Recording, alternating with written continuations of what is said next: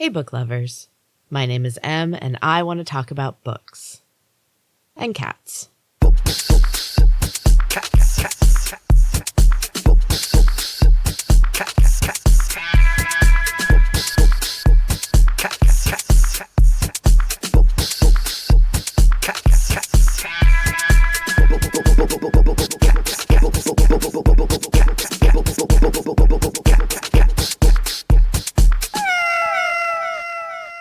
Hey book lovers, so we are continuing with our Stephen King journey this month in celebration of the season of the witch, but I don't know if next week I will be continuing. I still haven't really decided.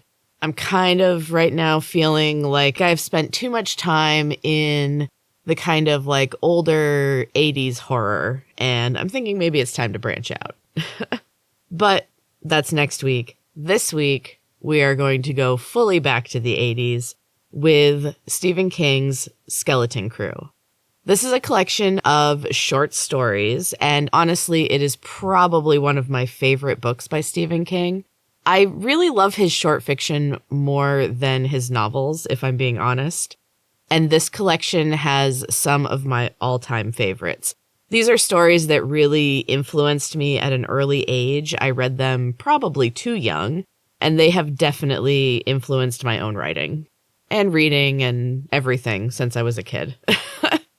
So this book came out in 1986, and it includes stories from between 1968 and 1985. So we're going back. While I really enjoyed all of these stories, it seems in the book that like every other one is extremely good, at least in my opinion. So while there are 22 stories in total, I'm just going to cover my top favorites, 7 of them. And if I don't cover your favorite, let me know. I would gladly revisit this book again at some point, and I would love to have a discussion about Stephen King short stories. Anyway, this first one is super well known, and that is The Mist. Basically, a heavy mist rolls into town, covers everything, and traps a group of people in the grocery store because it soon becomes apparent that there are monsters in the mist. I love this story because you get only the briefest glimpses of the monsters, at least at first, which leaves a lot up to the imagination. And it also creates a lot more tension. And I like that there's a variety of creatures too. So you're not dealing with just one horrible thing. There's all different kinds. I also love the ambiguous ending of this story. There really isn't much of an ending, and I love it because it leaves you to consider the many ways that things could go after that point. Not everyone loves the ambiguous ending, but this is kind of my favorite short story ending. I love a cliffhanger with no resolution because you get to make your own. This was made into a film version, and they attempted to put an ending on it, and it was so annoying and disappointing for me. Honestly, I can't think of anything that they would have done that would have made me like it any better, and the story ending probably wouldn't work for a movie, so that's a tough one. I think that Stephen King, the endings to most of his writing, it's a little rough, because they're so fantastical that, like, how do you end it, you know? And I think that that makes it even harder to transfer it to film. Personally, I would have loved the ambiguous ending in the film, but I think that would have left a lot of audience members pretty unhappy. So I understand why they tried, and I guess they probably ended it the best way they could, but I don't know. So the next story I want to cover is The Monkey, and this one was so disappointing. I remember finding this one so scary when I read it as a kid, and it was a complete letdown to revisit it. Essentially, a toy monkey is haunted, and when it claps its cymbals, people around the main character die. First in his childhood, and then it returns when he has his own family. It's not super suspenseful, and the ending is pretty weak. I don't know.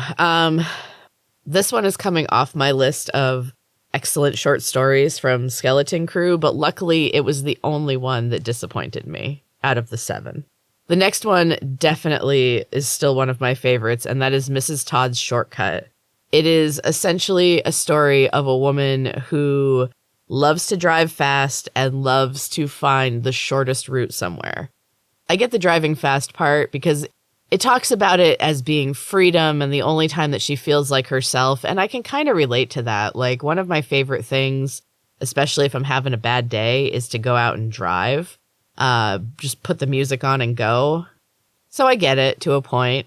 You know, I'm driving an old minivan and not a Go Devil, as they called it in the story. I believe it was actually a Mercedes. Anyway, I don't drive that fast, but I understand that feeling of freedom and just feeling like you can be just yourself because it's just you and the road. I get it. So she's always looking for a shortcut. They travel between, I believe, Massachusetts and Maine, obviously. And they have a summer house in Maine. And the story is told from the perspective of the caretaker of their property. And he is telling the story in the future after Mrs. Todd has disappeared to another townsperson and just kind of opening up for the first time and telling this story.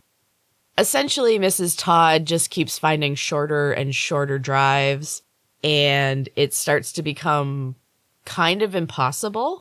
And she takes this caretaker, his name's Homer, on one of the drives, and they end up going through this forest somewhere in Maine where things are very dark and very strange, and all of the bugs are gigantic. And there are definitely like other things lurking in the woods, and the trees are alive, and it's just this really creepy section. It freaks him out, understandably. And he realizes that maybe she has somehow started to find ways to kind of, you know, like bend space and time, I guess. It's sort of a time travel thing in a way. At one point, she tells him like to measure the distance as the crow flies. And then she manages to find a shortcut that takes less time. And he's like, that's not possible. And she tells him to picture like folding the map and then putting the hole through it. I think that's been used in other things. But that's essentially like what she's doing with her car, her little Go Devil. He also compares her to the goddess Diana, the one who drove the moon across the sky. And she does say that she feels like a goddess when she is in those weird realms. Because he warns her and tells her, like, this is not going to go well for you. And she says, like, yes, all of these things are bigger and scarier, but so am I. You know, essentially on these drives, this is when she is her most powerful. And she does agree that she feels like a goddess and that Diana's a pretty good fit because she enjoys the night. And then she disappears. And no one ever sees her again. Her husband waits 7 years and then has her declared dead. He waits another year and then gets married. And the new Mrs. Todd is not interesting to Homer. Like, she's not as exciting. She doesn't really do anything different. So he's telling this whole story, and, you know, he's got a little bit of like yearning to go there too, but he has a family, or he has a wife, you know, and just a job and a presence. And at this point, when he's telling the story to the narrator, he is in his 80s, very, you know, older. His wife has passed. And then he shows up one day and he looks young, like not young, but like 60s, you know, quite a bit younger. And he, without saying so, he's going with Mrs. Todd. She has shown up again, and they're going off together to, I don't know, travel through holes in the fabric of space and time, I guess. That was the other thing that I didn't mention, is that her quick driving starts to reverse her age, where she's actually in her 30s and starting to gray a little bit. Her hair turns back to its like natural color. And then she's like a college girl. And then the next time he sees her, she's almost like a teenager, you know, like she just gets younger and younger the more that she messes around with time. And apparently when Homer joins her, that happens again. So he basically just tells this guy to tell everyone in town that he's gone to Vermont to visit family, to stay with family. But really, they're just out joyriding around the universe. I don't know. Again, kind of left like a little open-ended. It's a wonderful story. I'm probably not doing it justice, but I love that one. And it got me like, it was one of the first times that I really thought about like time travel, and really a lot of the stories in this really made me start thinking about like science fiction, which I have definitely stuck with as far as like my writing goes. The next one also made me think of science fiction, and that is The Jaunt. Now, I have covered The Jaunt on a previous episode. I believe it was episode 8. I guess you can go back and listen if you want. Those early episodes kind of make me cringe to think about them, just because I was so new to this and didn't really have a rhythm to my podcasting. But anyway, it's a fantastic story. Again, about time travel, essentially. The Jaunt is, it's kind of like going on an airplane, except they knock you out and you travel through like a wormhole, and then you end up in Mars and you haven't aged at all. But if you don't get knocked out, nobody really knows what happens. It's supposed to be terrible. There's been experiments on mice, but like, that's pretty much it. So in the story, there's a family who they're moving to Mars. The dad has been relocated for his job. It's very creepy and prophetic too. Like in the story, the people of Earth had to go to Mars at first because Mars had oil. And then oil kind of becomes pointless because there's so much of it. And now what they really need is water. And the guy works for a water company, which is frightening, just considering the way things are going. But anyway, so the family is waiting. The kids are nervous. There's a 12-year-old boy and a 9-year-old girl. And the mom's nervous too. She's never done the jaunt before. The dad has a few times. And so he decides to like pass the time. He's going to tell the kids about how the jaunt came to be. And so he goes into the whole history of it and the man who discovered it and the science experiments and all this stuff. And the 12-year-old boy is absolutely fascinated. So then it comes time for them to take the gas, go to sleep, and then they're going to wake up in Mars. When they wake up, the boy has held his breath and not taken the gas because he wanted to see what happened. And he is aged beyond really what's possible, and he is insane. Claws out his eyes, goes crazy. It's horrifying. And that's pretty much the jaunt. It's awesome, like sci-fi, and then that last like twinge of horror at the end. It's so good. And even though I just gave away the ending, you should read the story if you haven't. And plus, like, it's been out forever.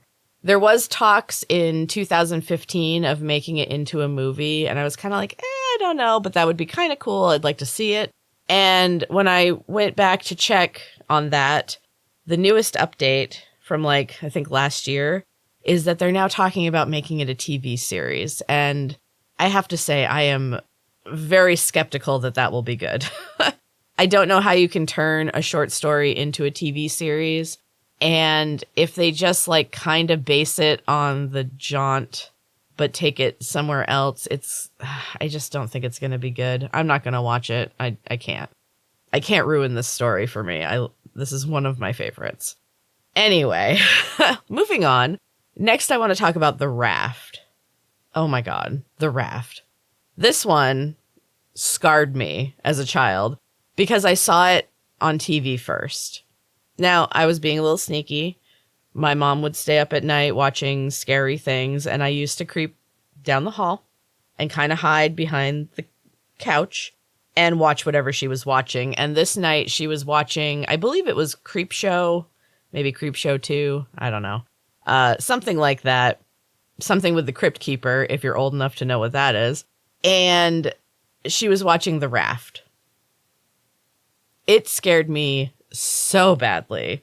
I can still remember like every moment of that evening. And then I didn't sleep for like weeks. Surprisingly, it never stopped me from getting in the water. I don't know. I'm a natural fish, I guess. But anyway, so then I found out that it was a short story, and I was so excited, and the story did not disappoint.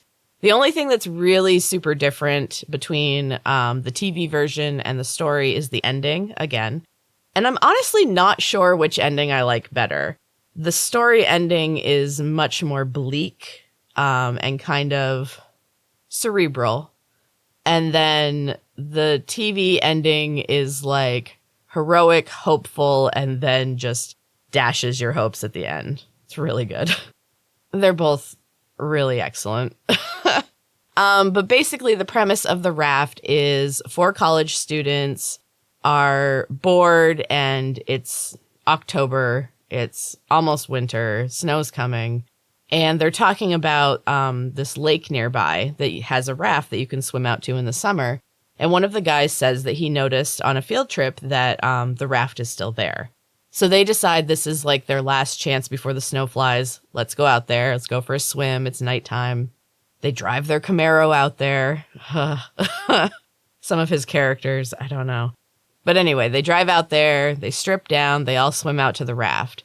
Now, as soon as they get out to the raft, they notice this strange, perfectly round black spot on the water. It looks like an oil slick, except for the shape is weird. And it seems to come up to the raft when it senses that they're there. Pretty quickly, it kills the first one of them. It eats her, because it can mesmerize you with its colors if you look at it for too long. And she goes to touch it, it pulls her in, devours her. It's gruesome. And then it just gets more and more gruesome as each of them die, until you're left with just the narrator, the guy who suggested it, trapped out on the raft with this hungry, like, blob, and nobody knows they're out there. It's fantastic. It is. If you don't like gory things, I wouldn't suggest it because it's very graphic and some of it is real messed up. But if you don't mind that stuff, it's amazing. Okay. Next, I want to talk about Word Processor of the Gods. This one's pretty short, for Stephen King. And it's so good. Essentially, this man receives this. Okay, you have to go back to a time when personal computers were super expensive. Like, he really wants one, but even the basic, like, Radio Shack model costs $3,000. If you can't imagine that, you're young and lucky.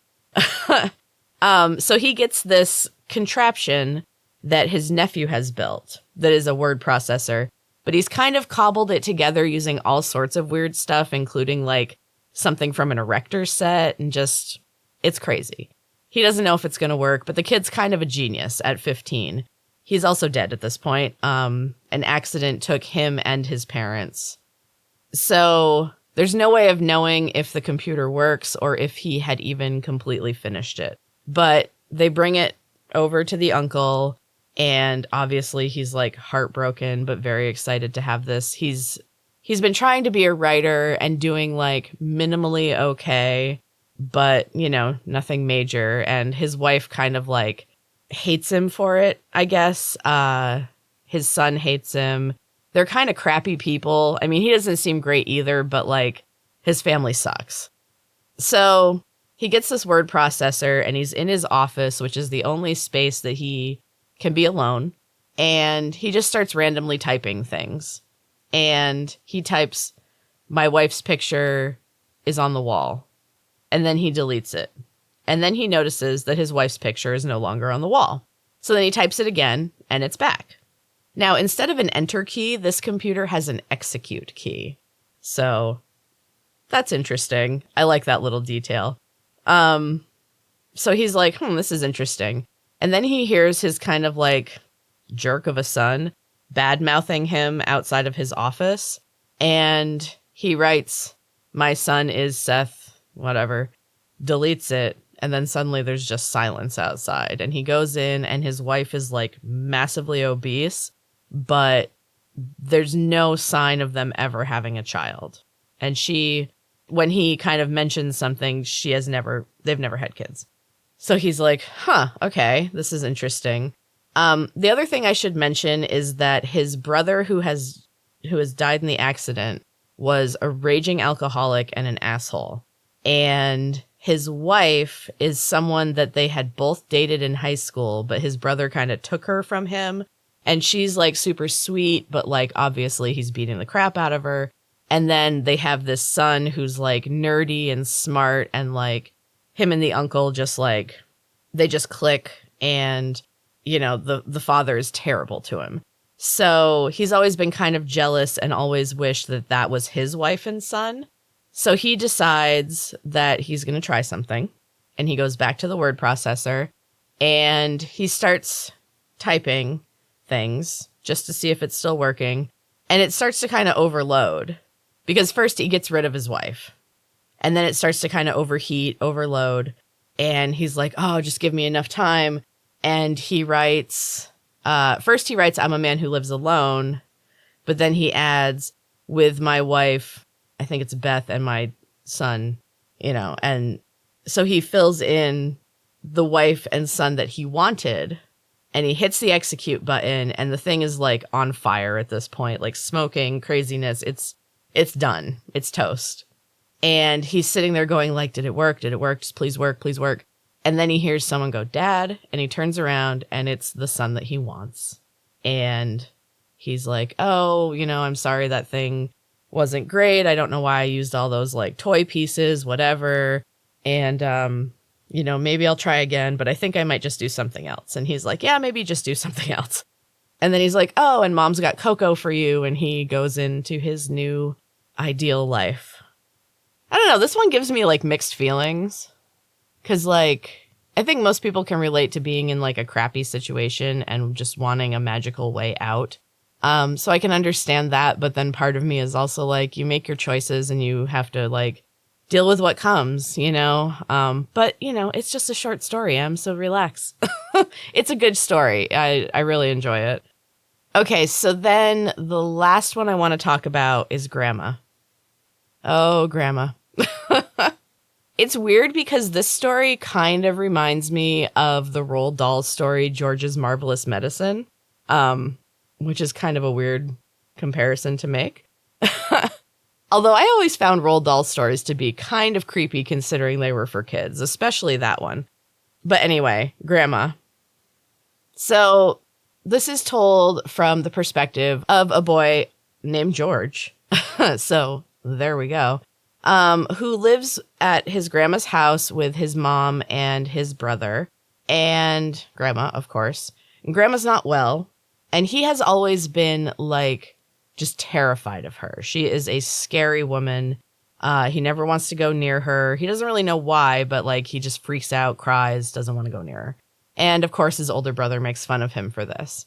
But there's also like weirdness with the family. Like nobody's really like telling the truth about Grandma. Everything's just kind of weird and hush hush. And there's lots of things they don't talk about. So at the beginning of this story, his brother has been injured in a baseball game. And I think he broke his leg. Has to go to the hospital. His mom is going to the hospital to take care of him, but somebody needs to stay and take care of Grandma. Grandma's napping, so it should be fine.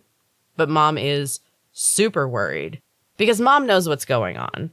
George has heard bits and pieces. Like he knows that his grandma had a couple of stillborn babies and they just had really bad luck. And then she found some books and he doesn't know what the books are.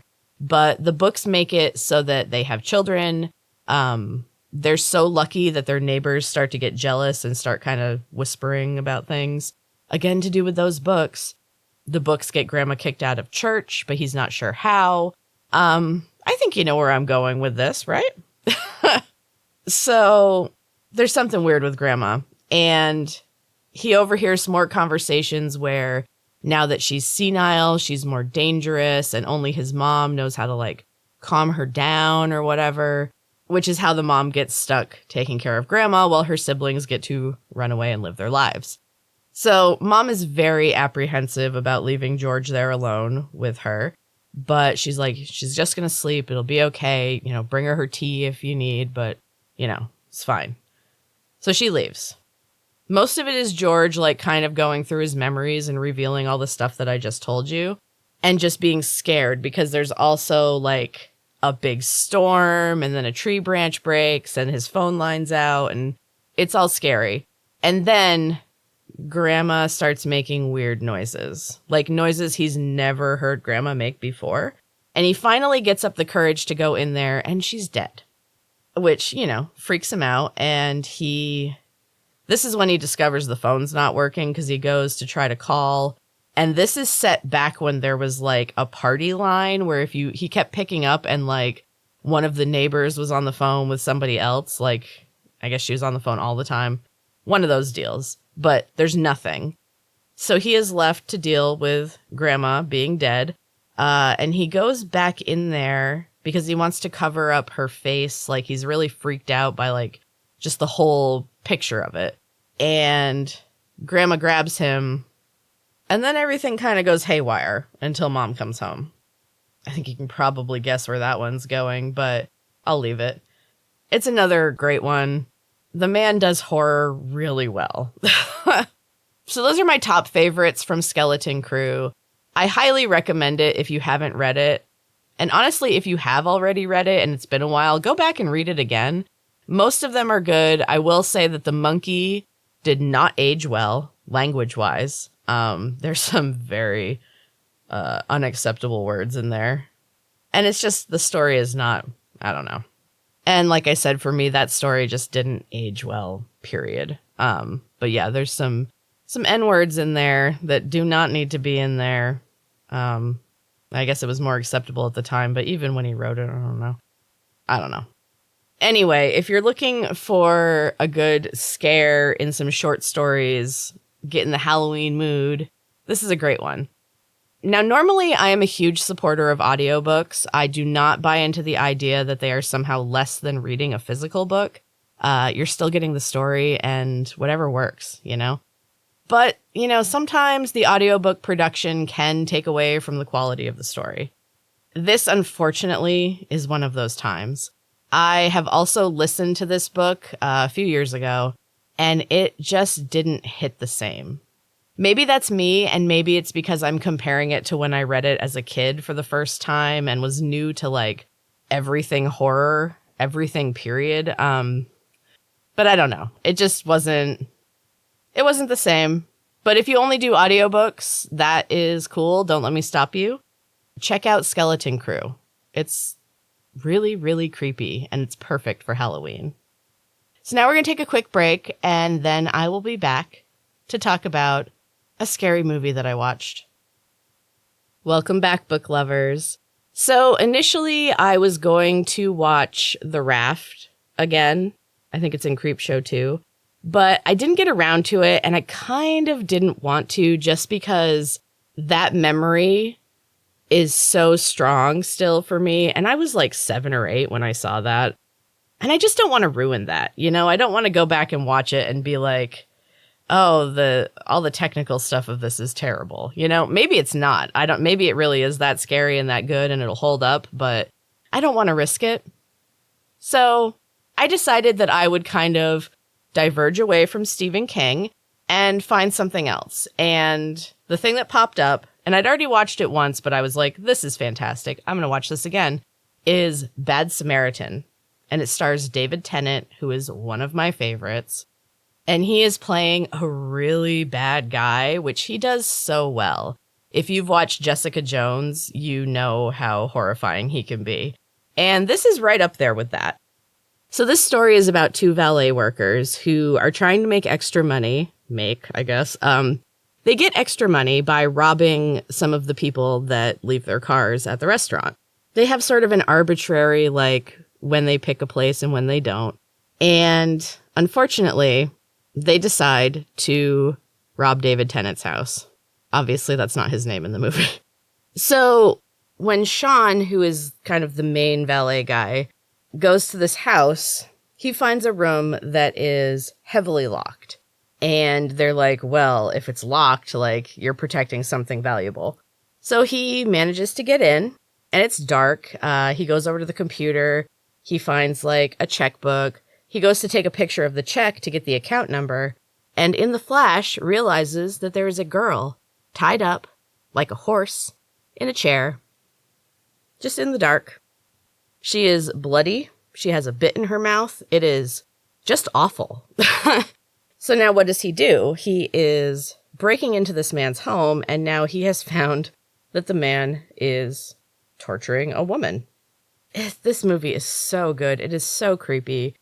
The key to untie her is around David Tennant's neck. And he's at the restaurant, obviously. And so Sean goes to get bolt cutters out of the garage, and that is when he sees the wide array of tools and then finds a side room that is very obviously a kill room. And that kind of freaks him out. He goes back there and the lights are on because, David Tennant's got a phone that controls all of his lights and everything. It's got cameras. He's checking in on the girl, who luckily told Sean to put the bit back in her mouth just in case. So she's obviously been through this before. He sees the light, so he doesn't come in. And when the light goes off, he freaks out and he runs away because he's just too scared. And they're running out of time with him at the restaurant anyway. He's got to bring the car back. But he leaves enough clues where anybody with an eyeball could be like, somebody's been in my house. And that is when everything starts going wrong for him. So very, very wrong. So then you go back and forth between how David Tennant's character starts messing with Sean's life completely, including severely hurting, killing, the man's insane. And then you go to how he is treating this girl that he has all tied up. And once he realizes that she's been seen, he moves her to a cabin out in the middle of nowhere and puts her in a cage. And there's markings on the wall and a little help me. So she knows she's not the first one to be there. And he has her he's conditioning her. He's trying to correct her, as he keeps saying. It flashes back to when he was a child and his first kill was a horse that he was trying to tame, and it pissed him off and he ended up shooting it. So you can see what's going to happen to this girl if things continue.